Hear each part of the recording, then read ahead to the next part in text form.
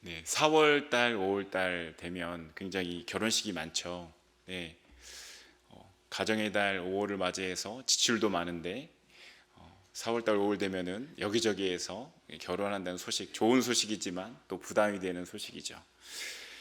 이 결혼하는 그 예비 부부들이 제일 많이 신경 쓰는 것이 이 결혼식을 제일 많이 신경 쓰죠. 어떻게 하면 이 결혼식을 잘 준비할 수 있을까? 기본적으로 신부들은 이 웨딩 사진 스튜디오를 어디로 할 것인가, 일명 스드메라고 하죠. 이 스튜디오와 드레스와 메이크업, 이걸 어떻게 어디서 잘 받을 수 있을까, 또 어떻게 하면 그날 예뻐 보일 수 있을까, 열심히 다이어트하고 그렇게 하죠. 그래서 이 결혼식을 열심히 준비하느라고요, 그 결혼식 준비 때문에 서로 많이 싸우더라고요, 보면. 네. 그래서 이 결혼식 준비하느라고 결혼 한 해 만에 싸우는 모습들을 보게 되는데요. 근데 참 저도 이제 결혼을 하고 이 결혼 예비 신부 신랑들을 볼 때에 그런 생각이 들어요. 아마 우리 성도님들도 공감하실 텐데 그 결혼식 준비하는 거 참 쓸데없다. 물론 잘 준비해야겠지만 결혼식 준비하는 것보다도 100배, 1000배, 10,000배 더 중요한 것이 결혼 후의 삶을 어떻게 부부가 이어갈 것인가, 어떻게 살아갈 것인가, 그거를 준비해야지. 그러니까 결혼식을 준비하는 것이 아니라 결혼을 준비해야 되는데 정작 결혼식 준비하느라고 너무 지치고 분주해서 결혼을 준비되지 않은 상태에서 결혼 생활이 시작되는 거예요. 그러니까 어떻습니까? 열심히 뺐던 살은 다시 돌아갑니다. 그리고 결혼 후에 서로 그런 결혼이 준비되어져 있지 않기 때문에 서로 다퉈서요, 어떤 부분은 결혼하고 나서 신혼여행에서 싸우고 돌아와서 이혼하는 경우들도 있죠. 얼마나 열심히 준비했겠어요, 결혼식을. 그런데 그 열심히 준비한 결혼식 마치고요, 신혼여행 열심히 준비했던 그 신혼여행 가서 싸우고 돌아와서 이혼한다는 거죠. 무슨 얘기를 드리고 싶냐면요, 우리의 구원받은 인생, 우리가 구원받은 인생들인데 우리의 구원도 마찬가지다라는 것이죠. 우리가 하나님을 만나서 예수 그리스도를 영접하고 하나님의 자녀되는 그 사건 굉장히 중요합니다. 굉장히 중요해요. 마치 결혼식처럼 굉장히 큰 이벤트입니다. 그 사건이 없으면 우리가 하나님의 자녀가 될 수 없는 것이죠. 그러나 그 사건도 너무나도 중요하지만 그 이후의 삶, 하나님의 자녀가 된 이후의 삶, 그 삶을 어떻게 살아가야 할 것인가는 더 중요하다는 거예요. 이벤트가 아니라 삶으로 우리의 일평생, 우리가 죽을 때까지 우리의 신앙생활을 어떻게 할 것이냐는 우리가 구원받은 그 순간, 예수 그리스도를 영접한 그 순간보다도 어쩌면 더 중요하고 더 중차대한 문제라는 것이죠. 오늘 우리가 4절과 5절 말씀, 딱 2절 말씀을 읽었는데요, 사실 1절부터 9절 말씀을 다 읽고 싶었는데 시간 관계상 전체의 말씀을 다 읽지 못하고 4절과 5절 말씀을 대표로 읽었습니다. 오늘 이 시간 이 말씀, 이 쉐마의 말씀이라고 불려지는 이 말씀, 신명기 6장 1절에서부터 9절 말씀을 통해서요, 우리가 함께 이 문제를 고민해 봤으면 좋겠습니다. 어떻게 하면은 우리가 우리의 신앙생활을, 구원받은 이후에 우리의 신앙생활을 잘 할 수 있을까? 어떻게 하면은 우리가 하나님의 백성답게, 하나님의 백성이 된 그 사건 이후에, 그 하나님의 백성이 된 이후의 삶이 어떻게 하면 하나님의 백성답게 살아낼 수 있을까를 함께 오늘 말씀을 통해서 함께 생각해 보려고 합니다. 세 가지 질문을 던져보면서 이 문제에 대해서 생각을 해보려고 하는데요, 첫 번째는 왜 하나님은 이 쉐마의 말씀을 이스라엘 백성들에게 주셨냐는 것이죠. 왜 하나님께서는 이 쉐마의 말씀을 이스라엘 백성들에게 주셔서 그 쉐마의 말씀을 기억하고 지키게 하셨는가? 이것을 생각해 보려면요, 당시의 상황의 배경을 우리가 살펴봐야 되는데요, 이스라엘 백성들은요 이제 곧 이 약속의 땅 가나안 땅에 들어갈 예정이 있어요. 모세의 설교를 듣고 있는 이 이스라엘 백성들은요, 광야 생활을 모두 이제 마치고 이제 곧 하나님께서 약속하신 그 가나안 땅에 입성하기 직전에 있다는 것이죠. 그런데 이 그들이 가게 될, 그들이 정복해야 할 그 땅은요, 여러 가지 많은 문제들이 있었지만 대표적으로 이 그 가나안 땅에는 수많은 이방 신들이 존재했습니다. 우리가 잘 아는 바알과 아세라는 뿐만 아니라 수많은 신들을 우상으로 섬기고 있는 땅, 우상 숭배가 간영한 땅, 그 땅이 바로 가나안 땅이었다는 것이죠. 이처럼 이스라엘 백성들처럼 이 오직 하나님만 섬기는 이 유일신 사상을 가지고 있는 땅이 아닌 다신을 섬기고 있는, 여러 신을 섬기고 있는 그 땅, 그리하여서 그 땅은 거룩하지도 않고 또 음란하였으며 하나님의 말씀이 아닌 자신의 뜻대로 그 욕망을 쫓아 살아가는 그 가나안 땅의 문화, 그 문화 속에서 이제는 이스라엘 백성들이 살게 되었다는 거예요. 그런데 문제가 뭡니까? 바로 그 땅에서, 그 수많은 이방신들을 섬기는 그 땅, 음란한 그 땅, 자신의 욕망을 쫓아가는 그런 가나안 문화 속에서 이스라엘 백성들이 어떻게 살아가야 돼요? 하나님의 백성답게 살아가야 돼요. 그것이 문제예요. 그것이 문제입니다. 오늘 본문의 말씀 앞부분에 우리 신명기 6장 1절의 말씀을 보면요, 그 땅에서 살아가야 될, 하나님의 백성으로 살아가야 될 이스라엘 백성들에게 어떻게 그 땅에서 하나님 백성으로 살아갈 수 있을지를 가르쳐 주시기 위해서 이 말씀을 주셨음을 이스라엘 백성들이 가르쳐 주시는 것을 볼 수 있는데요, 신명기 6장 1절 말씀을 한번 보면요, 함께 읽어볼까요? 시작.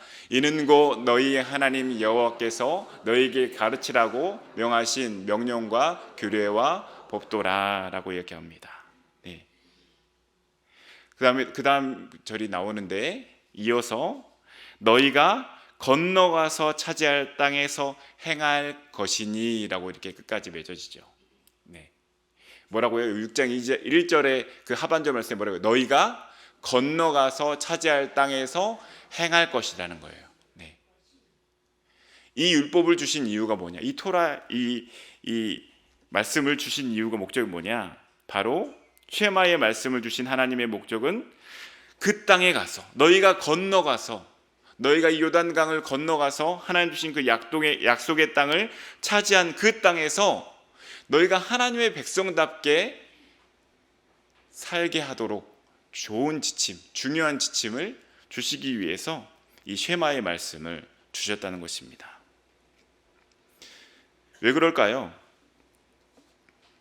여러분, 이스라엘 백성들을 하나님께서 택하시고 그들을 출애굽시키시고 또 40년 동안이나, 무려 40년 동안이나 광야로 뺑글뺑글 돌게 하셔서 그제서야 가나안 땅으로 들어가게 하신 하나님의 목적이 있습니다. 분명한 목적이 있어요. 그것은 뭡니까? 그 목적은 하나님의 그들에게 베푸신 그 말씀을 어떻게 하라고요? 말씀이 이스라엘 백성들을 통해서 어느 땅에요? 가나안 땅에 이루어지게 하는 것이에요. 하나님의 목적이 뭐라고요? 그들을 불러서 가나안 땅으로 보내신 목적은 가나안 땅에서 하나님의 뜻이 그들을 통해서 그 땅에서 이루어지게 하는 것.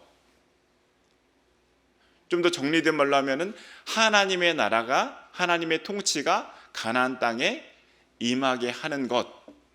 그것이 바로 이스라엘 백성들을 부르셔서 그곳으로 보내신 목적이시라는 것이죠.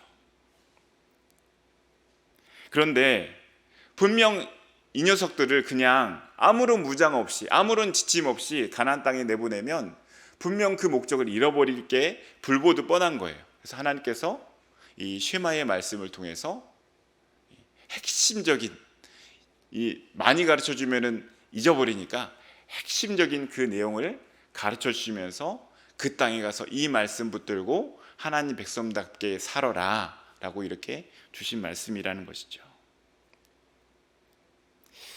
오늘날 우리도 마찬가지입니다. 하나님께서 우리를 부르신 분명한 목적이 있습니다. 우리를 부르신 분명한 목적이 무엇입니까? 바로 우리가 사는 이 세상에서, 이 땅에서 이 가나안처럼 다른 신들, 수많은 섬기도록 우리를 유혹하는 수많은 신들, 그것들을 뿌리치고 또 우리의 마음을 빼앗는 그 더 많은 것들을 다 뿌리치고 오직 하나님을 섬기는 그 신앙을 지켜나가도록 하는 것, 그것이 우리를 부르신 하나님의 목적이라는 것이죠. 그런데 우리를 수많은 유혹으로 공격하는 것들이 이 세상에 너무나도 많이 있습니다. 여러분들이 충격적인 소식인데요. 저도 어떤 분을 통해서 전해 듣게 됐는데, 미국의 제일 큰 교단으로 불려지는 교단에서 이런 성명을 발표했다고 해요. 우리는 동성애를 반대하지 않습니다. 그리고 또 최근에 또 들려온 소식에 미국에서 두 번째로 큰 교단, 그 교단에서 또 이런 성명을 발표했습니다. 우리 교단은 동성애를 하는 목사 안수를 허락합니다. 네. 이것이 우리가 살고 있는 우리의 삶의 현장에서 벌어지는 일들이에요. 그것이 꼭 미국에서만 이루어졌다고 우리나라에서는 그런 일들이 안 이루어질까요? 우리나라에서 제일 큰 교단이 어디죠? 기독교 교단이? 네, 우리 보수 교단, 합동 교단이 사실 큰 교단이거든요. 네, 그런데 이 합동 교단이 그렇게 되지 말라는 법이 없습니다. 여러분, 정말로 딴 나라 얘기 같으시죠? 그렇게 우리가 깨어있지 못하면요, 그렇게 흘러갈 수 있다는 것입니다.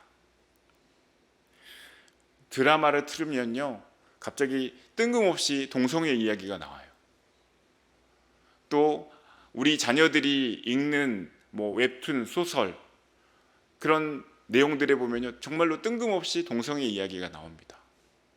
그리고 심지어 이 TV에서도 동성애에 관련된 이야기들을 할 때 굉장히 이 넓은 마음으로 이해해 주기를 우리에게 요구한다는 것이죠.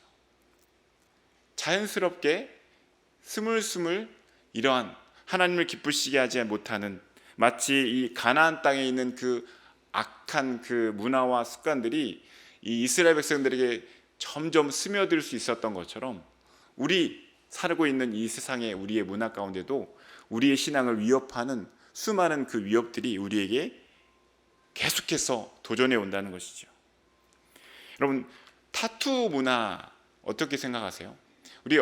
제가 어렸을 때만 해도요, 이 타투를 하면요, 문신이죠. 문신을 하면 굉장히 불량스럽게 봤어요.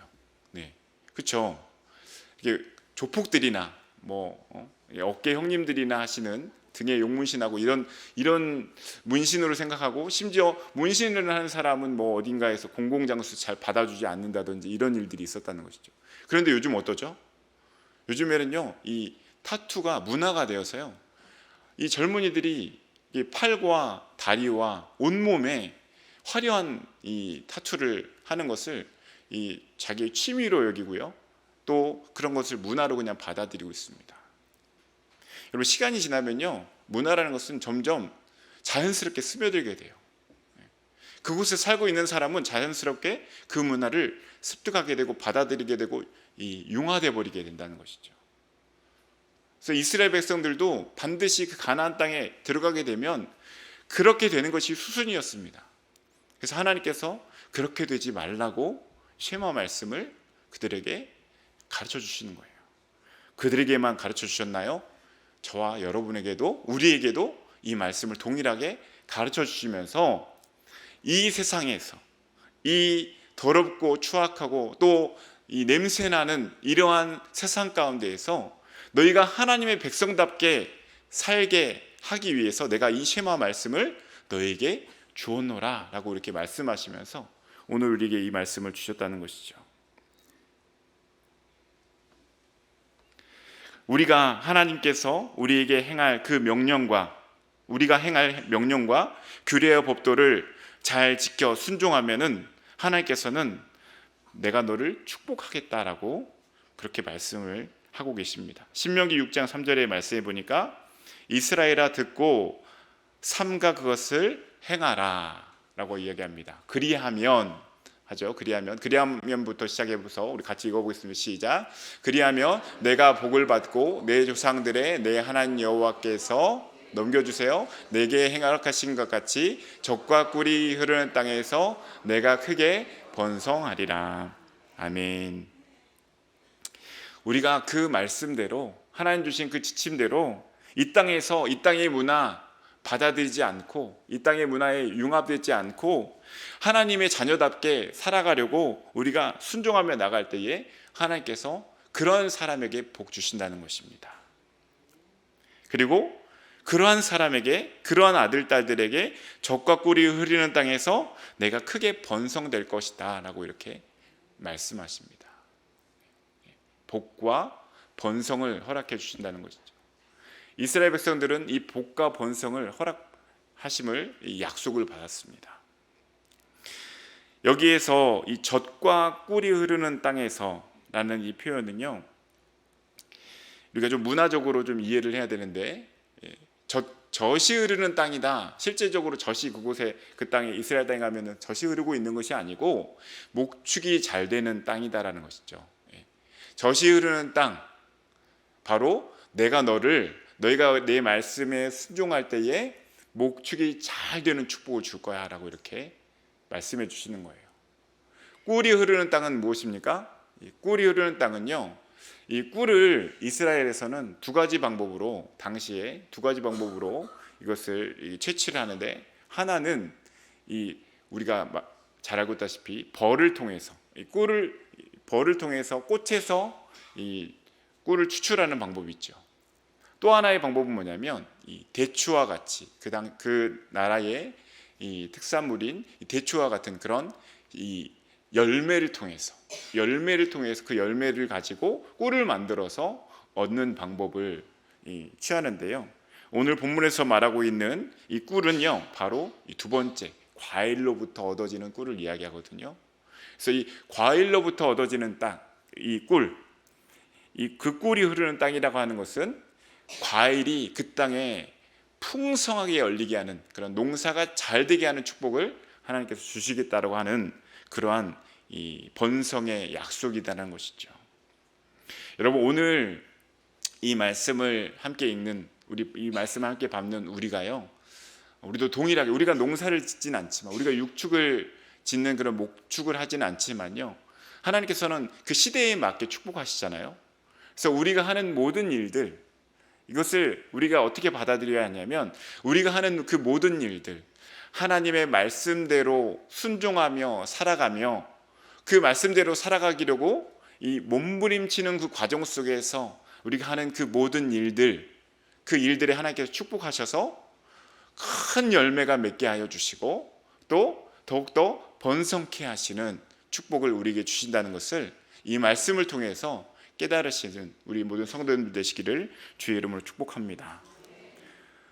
좋습니다. 하나님께서 우리에게 이러한 축복들도 약속하시고 또 말씀을 통해서 우리에게 일러주셔서 어떻게 그 땅에서, 너희들이 들어가는 그 새 땅에서 어떻게 살아가야 할지를 알려주신다고 하시는데, 제가 한번 그 말씀을 들으려고 하는데, 그 말씀은 어떤 말씀입니까? 도대체 무엇을 듣고 무엇을 행하라는 말씀이신가요? 하는 그 마음으로 우리가 함께 오늘 읽었던 4절 5절 말씀을 읽어보면요, 이 말씀은 어떻게 시작합니까? 이스라엘아 들으라 라고 시작합니다. 이스라엘아 들으라. 이스라엘아 들으라. 네, 띄워주세요. 말씀을 계속 띄워주세요. 이 쉐마, 들으라 라고 하는 말로 이 원어로는 시작돼요. 이스라엘이 먼저 우리 한글로는 시작되지만 쉐마, 들으라 란 다음에 이스라엘로 이렇게 시작되는 구절입니다. 이처럼 우리는 하나님의 말씀을요, 어떻게 해야 됩니까? 들어야 돼요. 들어야 돼요. 하나님 말씀을 들어야 됩니다. 그런데 오늘날 우리 사는 이 세상은요, 참 경청하지 못하는 그런 시대를 살아가고 있어요. 남의 말을 참 경청하지를 못해요. 우리가 너무 우리의 정신을 빼놓는 것들이 많아서요, 너무나도 분주해서 다른 사람들의 말에 경청을 잘하기 어렵습니다.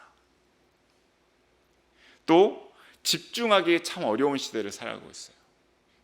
예배를 드릴 때만 해도요, 막 핸드폰이 막 뭐가 울리고요.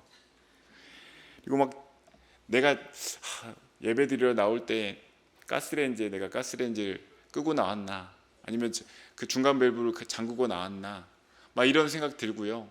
그리고 막 문자가 갑자기 와요. 막 배달시켰던 거 반찬이 뭐 도착했다고 막 문자가, 지금 이거 냉장고에다 넣어놔야 되는 건데 어떻게 해야 되지? 이런 생각들 막 하면서 되게 막 분주한 우리 일상이요, 우리를 하나님의 말씀을 듣는 거에 집중하지 못하도록 우리를 방해한다는 것이죠. 그리고 포스트 모더니즘, 이 문화적인 요소 때문에 오늘날 우리 다음 세대들은요, 하나님의 말씀이 강단에서 선포되어짐에도 불구하고요, 자신의 생각에 맞으면 그 말씀을 아멘하고 받지만 자신의 생각과 맞지 않으면요, 아멘하지 않고 그 말씀을 받아들이지 않습니다. 왜냐하면 이 포스트 모더니즘은 뭐라고 얘기하냐면 정해진 것이 없다고 얘기하거든요. 정답이 없다. 정답이 없다라고 얘기를 해요. 그래서 하나님의 말씀인데도 불구하고 그것이 정답이 아닐 수 있다라고 얘기합니다. 그래서 이 시대는요, 하나님의 말씀을 경청하고 또 하나님 말씀을 듣고, 그 듣는다는 것은 그냥 귀로만 듣는 것이 아니라 마음으로 받아들이기 참 어려운 시대를 우리가 살아가고 있다는 것입니다. 그런데 우리가 하나님 말씀을요, 반드시 들어야 돼요. 반드시. 하나님 말씀을 반드시 들어야 됩니다. 왜 그런지 아세요? 다른 이방 신들은 이 새긴 우상을 만들어서, 그렇죠? 새긴 우상을 만들어서 깎아놓은 우상, 또 주물로 이렇게 만들어진 우상, 그런 우상들을 만들어서 그걸 놓고 보고 그 우상에게 절하고 섬기잖아요. 근데 우리 하나님은 어떠십니까? 절대로 그거 하지 말라 하셨잖아요. 그 우상 숭배라고 하지 말라 하셨잖아요. 우리 하나님은 보이지 않으신 하나님이세요. 볼 수 없는 하나님이세요. 볼 수 없는 하나님을 우리가 섬길 때에, 우리가 볼 수 있으면 그 하나님 보면서 우리가 하나님을 잘 알고 섬길 텐데, 하나님을 볼 수 없기에 우리는 그 볼 수 없는 하나님을 어떻게 알 수 있어요? 들음을 통해서 알 수 있어요. 하나님의 말씀을 잘 들음을 통해서 하나님이 어떤 분이신지를 우리가 알 수 있고, 어떻게 하면 하나님의 뜻대로 살아갈 수 있을지 우리가 잘 들을 때에 살 수 있다는 것이죠. 그러니까 우리가 하나님 말씀 잘 들어야 된다는 거예요. 잘 들어야 되는 거예요. 그 하나님을 우리가 하나님의 그 말씀을 우리가 들어야 된다는 것입니다. 또한 하나님께서 이스라엘 백성들이 가장 먼저 듣고 깨달아야 할 것이 무엇이냐라고 이렇게 말씀을 통해서 알려주시는데요, 너희가 듣긴 듣되 가장 먼저 듣고 깨달아야 될 것이 무엇이냐면 바로 하나님은 이 세상에 한 분뿐인 유일한 신이시다라는 것을 가장 듣고 먼저 깨달아야 된다라고 알려주신다는 것이에요. 뭐라고요? 하나님만이 유일한 신이심을 인정하라는 것입니다.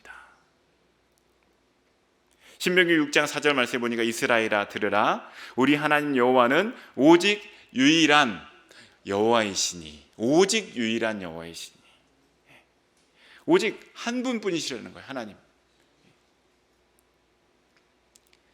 부처도 하나님이요, 마호멧도 하나님이요, 이 모든 신이 다 하나님으로 하나로 연결되어지는, 이름만 다르지 다 같은 하나님이다 라고 이렇게 이야기하는 정신 나간 사람들의 이야기를 우리가 처음에는 무시하지만요, 그 세력이 점점 커지고 있어요. WCC라고 하는 이 세력들이 점점 커지면서 이 세계의 모든 교회를 하나로 통합하겠다고 하는 무서운 움직임으로, 진짜 교회들이 아니죠, 잘못된 이 다른 이방신을 섬기는 종교들까지도 다 통폐합해서 하려고 하는 그 시도가 지금 이루어지고 있는데, 그 세력이 굉장히 크게 성장하고 있습니다. 그러나 우리는 이 진리의 말씀, 하나님께서 반드시 우리가 듣기 원하시고 깨닫기, 가장 먼저 깨닫기 원하시는 그것, 바로 이 세상에 한 분뿐인 유일신이 바로 하나님이시다라는 거예요. 우리가 그것을 우리는 인정해야 합니다. 그리고 그 고백이 우리 일평생의 고백이 되어야 합니다. 오늘 그렇게 하고 우리 시대의 흐름을 따라서 불교에도 구원이 있겠지, 이 이슬람교에도 구원이 있겠지. 여러분, 이 부처를 믿는다고 어떻게 구원에 이를 수 있겠어요? 얼마 전에 이 부처의 생일, 이 석가모니의 생일이었었잖아요, 그렇죠? 그래서 우리는 그때는 석가모니의 생일을 의미 없이 그냥 잊어버리고 우리 교인들이 오랜만에 모여서 같이 즐겁게 시간을 보냈잖아요. 여러분, 이 석가모니라고 하는 것이 이 석씨 집안의 아들이다라고 하는 표현인 거 아세요?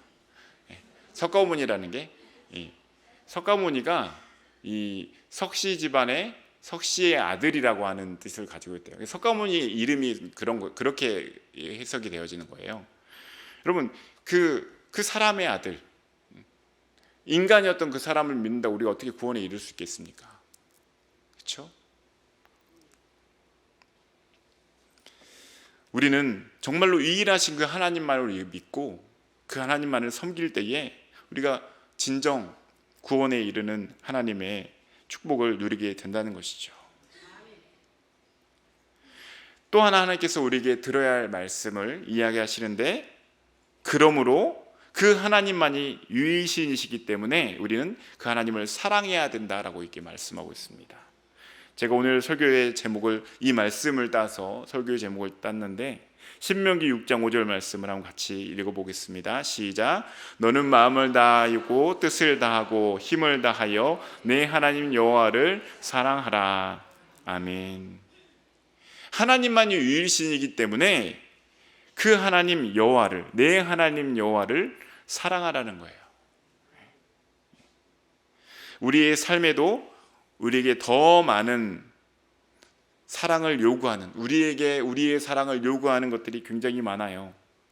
우리 주변에 있는 사람들이 우리에게 더 많이 자기를 사랑해달라고 우리에게 요구를 합니다. 또 우리가 맡고 있는 일들이요, 자신을 더 많이 사랑해달라고 우리에게 요청을 해요. 너 이렇게 하면 되겠어? 더 일 열심히 해야지. 이렇게 해가지고 밥 벌어먹고 살겠어? 더 열심히 해야지. 또 명예가 우리를 유혹해요. 자신을 더 많이 사랑해달라고. 성공이, 또 자녀의 잘 되는 그 축복이 우리를 더 자신을 사랑하게 해달라고 우리를 유혹합니다. 그러나 이 모든 것들보다도요, 우리가 가장 최우선으로 사랑해야 할 분은 바로 하나님이시라는 거예요. 여러분, 왜 이런 명령을 주셨을까요?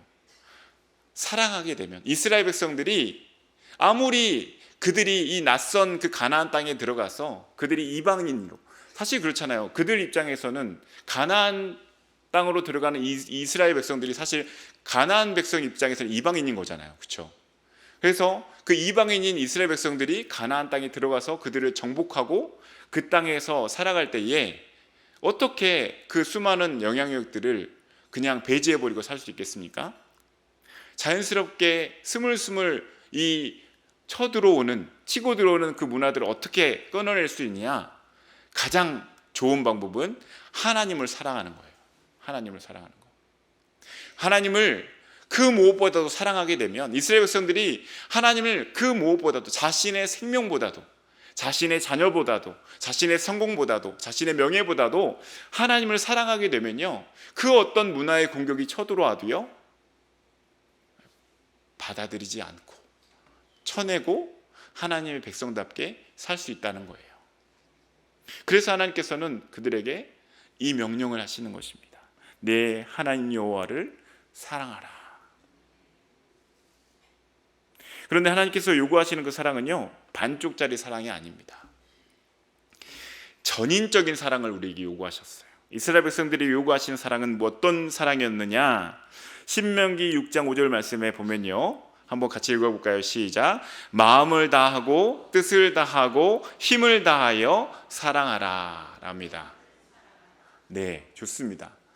마음을 다하고 뜻을 다하고 힘을 다하여 사랑하라는 거예요. 마음을 다하고.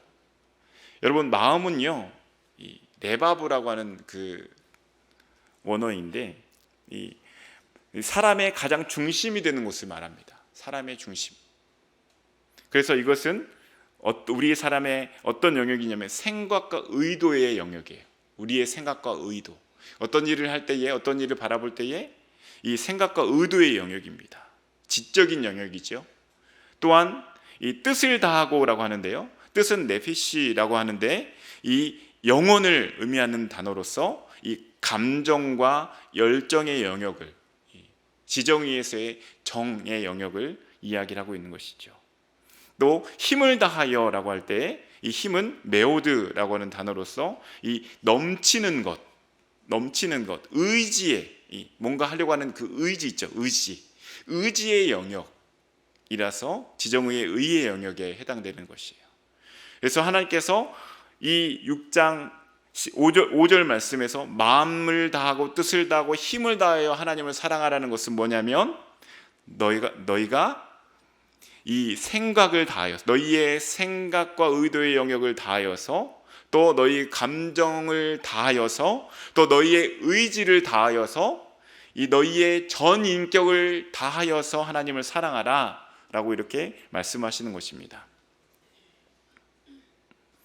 또 우리 말씀을, 이 6장 5절 말씀을 볼 때에 이 마음을 다하고 뜻을 다하고 힘을 다하여, 이 다하고라고 하는 표현이 반복해서 등장하는데, 이 다하고라는 표현은 뭐냐면 같이 읽어보실까요? 무엇에 모든 것을 다 동원하여라는 뜻이에요. 무엇에 모든 것을 다 동원해서, 그러니까 마음을 다 동원해서, 뜻을 다 동원해서, 힘을 다 동원해서, 우리의 모든 감정과 의지와 노력을 다하여서 하나님을 사랑하라고 그렇게 말씀하시다는 것이죠. 그래서 이렇게 생각해 보면 어떨까요? 우리가 하나님을 사랑한다고 얘기는 하는데, 우리의 어떤 이 지금 말씀하셨던 그 영역, 예를 들면 우리의 생각의 영역을 빼놓고 우리 감정과 어떤 의지적인 것만 가지고 하나님을 사랑한다, 그것은 온전한 하나님을 사랑하는 것이 아니다라는 것이죠. 또 감정적인 것을 배제하고 그냥 우리의 생각과 의도와 또 어떤 의지적인, 우리의 감정은 동의가 되지 않지만 그런 의지적인 것들까지만 가지고 하나님을 사랑한다면 그것도 온전한 사랑이 아니다라는 것이에요. 하나님께서는요, 우리에게 이 전심으로 하나님을 사랑하기를 명령하고 계시는 것입니다. 이스라엘의 여러 왕들 중에서 세 왕을 꼽아볼 때에 그런 면에서 사울 왕은 하나님을 사랑하는 사람이었습니까? 사랑하지 않는 사람이었습니까? 그는 하나님을 사랑하지 않는 사람이었어요. 그는 누구를 사랑했습니까? 자신을 사랑하는 사람이었어요. 물론 처음에는 그는 겸손한 자였고 하나님을 믿고 섬기는 자였지만 왕이 된 이후에 그는 이 자신의 마음에 조금조차도 하나님께 드리지 못했던 사람이었습니다. 이와 반대로 다윗은 어떻습니까? 다윗은 그가 연약했지만 그의 모든 것을 다 들여서 하나님을 사랑한 사람, 이 마음과 뜻과 이 노력을 다하여서 하나님을 사랑했던 사람이었어요. 하나님께서는 그 다윗의 사랑을 인정하셨습니다. 근데 그가 낳은 솔로몬 왕은 어땠습니까? 솔로몬 왕도 굉장히 하나님께 축복을 많이 받았잖아요. 또 굉장히 훌륭한 왕이었고 하나님을 잘 섬기는 왕이었잖아요. 일천번제도 드리고, 그렇죠? 그런데 그의 마음이 어땠어요? 온전하지 못했어요. 사울 왕은 무심이었어요. 하나님께 마음이 없었습니다. 이 다윗 왕은 전심이었습니다. 전심으로 하나님을 섬기고 사랑했어요. 솔로몬 왕은 어때요? 반심이었어요. 반심. 반밖에 드리지 않았어요. 그런데 하나님께서는 반이라도 드린 솔로몬 왕을 기뻐하지는 않으셨어요. 그 사랑, 하나님을 향한 그 반쪽짜리 사랑을 기뻐하지 않으셨어요. 인정하지 않으셨어요. 그의 인생이 슬픔에 가득 찬 그런 일들이 가득한 일들이 있었다는 것이죠. 그런 일들 때문에. 여러분, 무슨 얘기를 드리고 싶습니까? 우리의 하나님을 향한 그 사랑이요, 다윗 왕과 같이 전심으로 하나님을 사랑하는 삶이 되어야 된다는 것입니다. 하나님이 원하시는 사랑이 바로 그런 사랑이에요. 마음과 또 마음을 다하고 뜻을 다하고 힘을 다하여서 내가 가지고 있는 모든 자원을 동원해서 하나님을 사랑하기를 원하시는 것이 하나님 우리를 향하신 뜻이에요. 우리가 그렇게 우리가 가지고 있는 모든 자원을 통하여서 하나님을 사랑할 때에 이 세상에 어떤 문화적인 공격이 우리에게 올지라도, 어떤 위협이 우리에게 올지라도 우리는 우리의 신앙을 지켜나갈 수 있습니다. 여러분, 부부가 결혼해서 결혼식 준비하는 것이 아니라 결혼을 잘 준비해서 그 서로 사랑하는 마음이 자신의 모든 자원을 통해서 남편을 기쁘게 하려고 노력한다면, 또 아내를 모든 자원을 통해서 아내를 기쁘게 하려고 노력한다면 그 결혼이 깨지겠어요? 깨질까요? 절대 깨지는 일이 없죠. 오히려 더 그 가정이 견고히 세워져 가는 것이죠. 마찬가지로 우리의 신앙생활도 마찬가지예요. 우리가 구원받은 이후의 삶이 더 중요하다는 것이에요. 우리가 하나님을 향한 사랑이 그렇게 우리의 모든 자원을 통해서 하나님을 그렇게 사랑하려고 우리가 힘쓸 때에 우리의 신앙생활이 더욱더 견고하게 세워져 간다는 것입니다. 마지막으로 세 번째 질문을 던져보기를 원하는데요. 그 땅에서 하나님을 전심으로 사랑하기 위한 방법은 그럼 무엇입니까? 하나님, 제가 알겠습니다. 하나님께서 나를 구원하시고 나를 이 가나안 땅으로, 우리로 말하면은 오늘 우리가 살아가는 이 터전으로 우리를 보내셨는데, 하나님의 구원받는 자녀로서 이 땅에서 살아갈 방법 도대체 뭡니까? 어떻게 우리가 그 신앙을, 하나님을 사랑하는 것도 알겠고 하나님이 유일하신 신이신지도 알겠어요. 그래서 내가 그 유일하신 하나님을 내가 믿고 또 그 하나님만을 섬기며 그 하나님만을 사랑하기를 원하는데요. 그럼 어떻게 해야 되는 거예요, 하나님? 라고 이렇게 우리가 질문을 던졌을 때에 하나님께서는 오늘 본문의 말씀 이후에 나오는 이 신명기 6장 6절부터 해서 나오는 그 말씀을 통해서 우리에게 해답을 주고 계시는데요. 한마디로 말하면 이겁니다. 말씀의 생활화예요. 말씀의 생활화. 내가 유일하신 하나님인 줄 네가 믿니? 그리고 네가 나를 오직 나만을 섬기길 원하니? 그리고 너의 모든 자원을 가지고 너의 가지고 있는 모든 자원을 총동원해서 나를 사랑하기를 원하니? 그러면은 이렇게 해라 라고 하는 것이 바로 말씀이 생활하게 하라는 거예요. 이처럼 음란하고 다른 이방신을 섬기는 그 문화 한가운데에서 오직 하나님을 전심으로 사랑하기 위해서는요, 하나님의 말씀을 생활해야 합니다. 하나님의 말씀을 생활하기 위해서는 두 가지를 우리가 이 말씀을 통해서 발견할 수 있는데요. 한 가지는 뭐냐면 하나님의 말씀을 먼저 우리 부모의 마음에 새기라는 거예요. 하나님의 말씀을 부모의 마음에 말씀을 새기라는 것입니다. 아멘이십니까?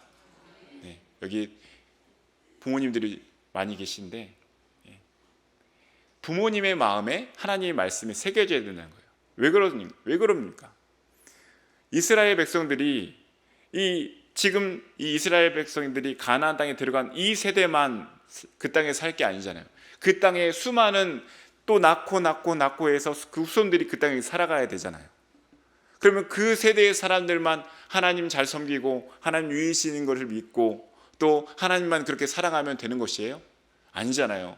그 후손들도 그 신앙이 잘 계승되어서 그 자녀들도 그 땅에서 그렇게 살아가야 되잖아요. 그렇죠? 우리도 마찬가지잖아요. 우리가 하나님의 부르심을 받고 우리가 하나님의 자녀 되어서 우리가 이 땅의 어떤 문화도 우리를 범접할 수 없도록 우리가 하나님을 잘 섬기고 그 하나님을 잘 섬기면서 사랑하면서 살아가는 것, 그리고 우리 대에서 딱 끝내고 나는 죽고 천국 가고 우리 자녀들은 구원 못 받고 신앙생활 다 버리고 교회 떠나고 이렇게 되기를 원하십니까? 그렇게 되면 안 되잖아요. 우리 자녀들에게도 이 신앙을 잘 계승시켜야 될 거 아니겠습니까? 그러기 위해서는요, 우리만 잘 신앙생활에서 되는 것이 아니고 이 하나님의 말씀을 생활화해야 되는데, 그 생활하는 방법은 뭐냐면 우리의 마음에 새기는 거예요.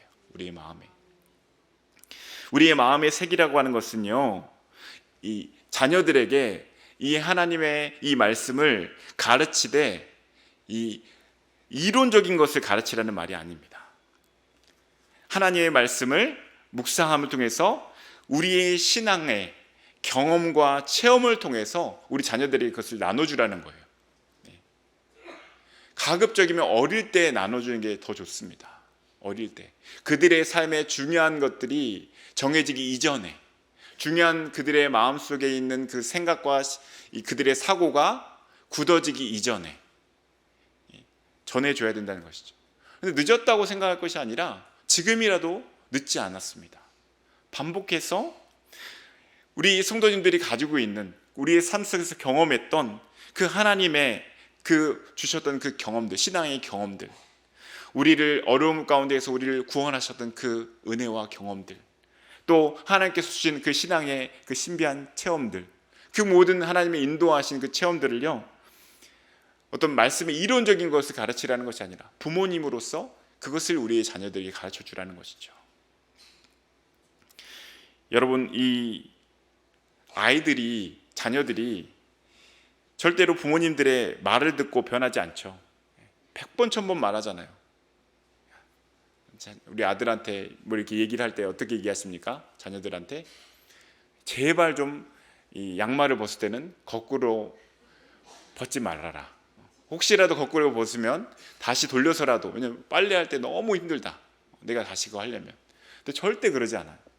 절대 계속 이렇게 일부러 약 올리듯이 이렇게 말아놔요. 이렇게 동그랗게 도너츠처럼 약 올리듯이. 그런데 혹시 이 남편 되시는 분이, 아버지가 정말로 어때요? 그렇게 어머니의 말을 잘 경청하고 또 그 어머니의 말대로 이렇게 마음을 모아주려고 애쓰는 모습을 보고 자란 아들들은요, 배우게 돼요. 그 아버지의 모습을 보면서.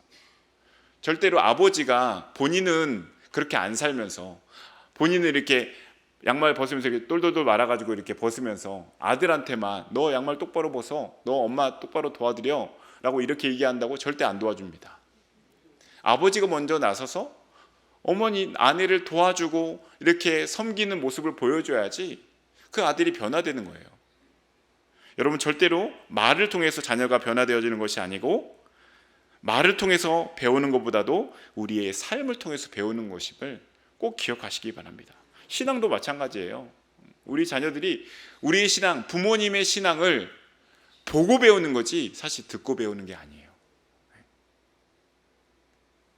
우리 이 믿음의 자녀들과 상담을 하다 보면요, 부모님 때문에, 부모님이 교회에서는 저렇게 말을 되게 잘하시고 그렇게 신앙생활을 잘하시는 것 같은데 집에 오면 달라지신다는 거예요.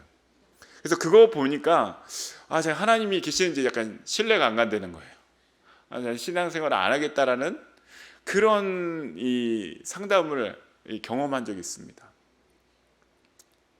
여러분, 그렇게 해서는 안 됩니다.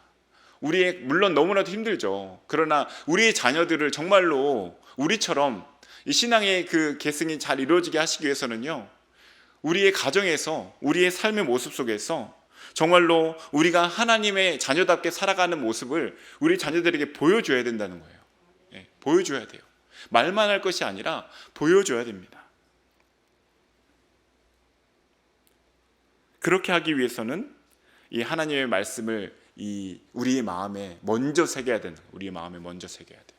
자녀들의 마음에 새기려고 아무리 노력해도요, 새겨지지 않아요. 자녀들의 마음에 그 하나님의 말씀이 새기시는 것은 하나님밖에 없어요. 하나님밖에 못 새겨요. 근데 하나님께서 그 새기시는 그 방법이 뭐냐? 부모님의 마음에 새긴 그 말씀을 가지고 살아내는 삶의 모습을 본을 통해서 자녀들이 그 마음에, 그 가슴에, 자신의 가슴에 하나님 말씀을 새겨가기 시작한다는 것이죠. 여러분, 어떻게 그러면은 우리의 마음의 가슴에 또 하나님 말씀을 새기고 또 그렇게 할 수 있습니까? 다음에 말씀하시는 것이 언제나 말씀을 곁에 두고 기억하고 묵상함을 통해서 우리가 그렇게 할 수 있다는 것이죠. 신명기 6장 8절과 9절 말씀 우리 함께 한번 다 같이 한번 읽어볼까요? 신명기 6장 8절과 9절 말씀 시작. 너는 또 그것을 내 손목에 메고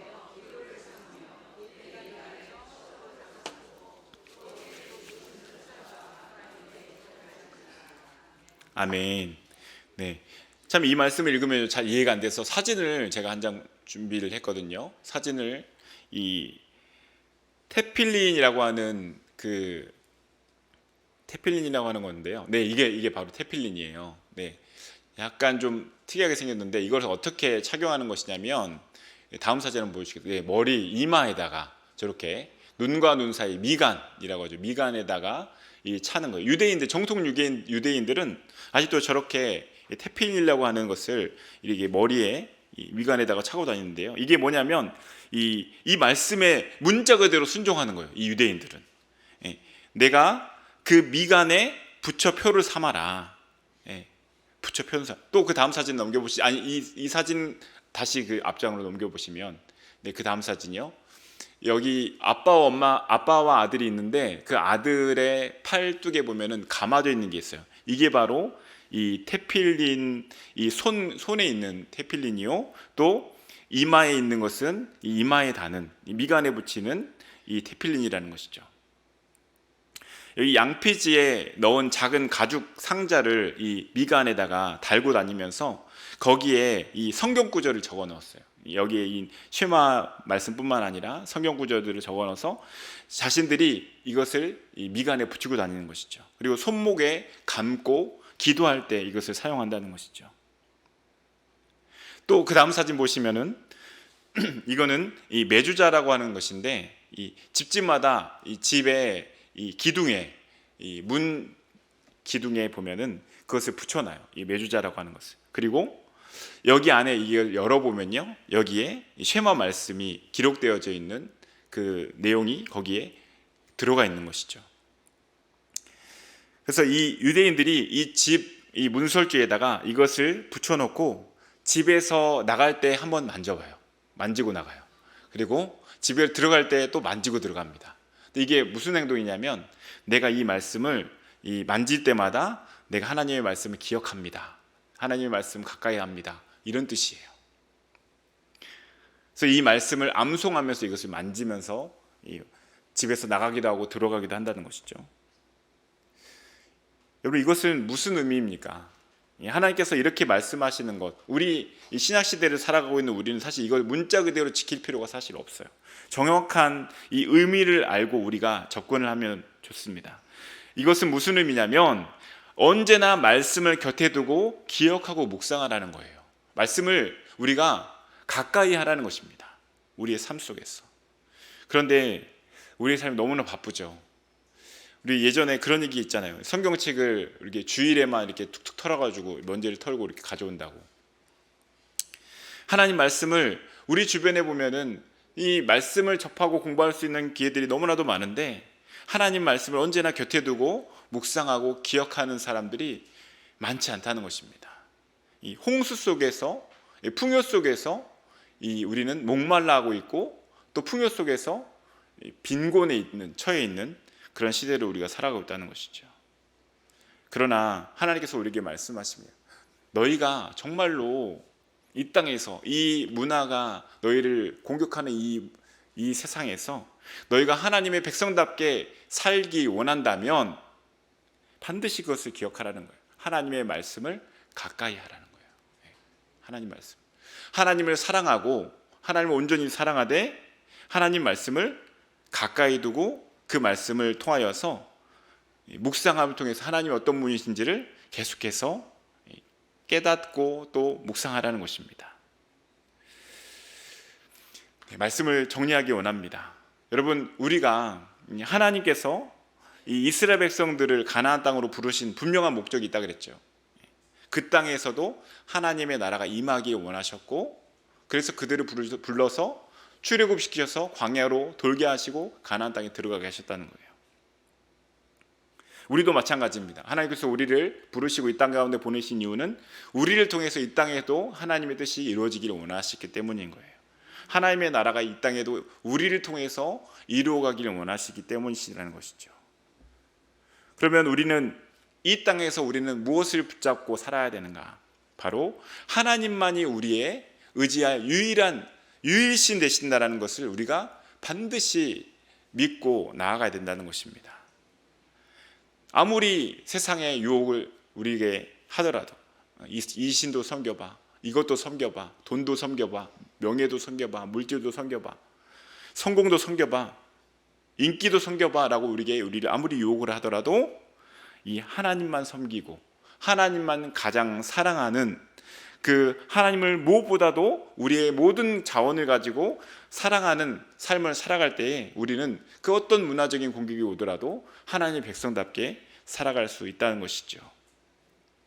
어떻게 하나님을 진심으로 전심으로 사랑할 수 있는가? 말씀이 우리 가운데 우리의 삶에 생활화되어야 됩니다. 먼저 우리 부모님들의 마음에 하나님 말씀이 새겨져야 돼요. 자녀들의 마음에 말씀을 새기려고 애쓰기보다도 먼저 우리 마음에 하나님 말씀을 새기고 그 말씀이 우리의 귀로 들려지고 우리의 머릿속에 정리가 되어지고 정리된 하나님의 말씀이 우리의 마음 가운데 새겨져서 그것이 우리의 손과 발을 통하여서 우리의 거하고 있는 그곳에서 하나님 말씀이 실천되어지고 또 성취되어짐을 통하여서 우리는 하나님의 말씀을 온전히 우리 마음에 새길 수 있는 것이죠. 그것을 통해서 하나님을 전심으로 사랑할 수 있게 되는 것입니다. 또한 언제나 우리의 주변에 하나님의 말씀을 가까이 하고 곁에 두고 그것을 묵상하면서 기억함을 통해서 우리의 생활과 하나님의 말씀이 맞닿아 있을 수 있도록 항상 말씀을 가까이 함을 통하여서 우리는 전심으로 하나님을 사랑할 수 있게 된다는 것이죠.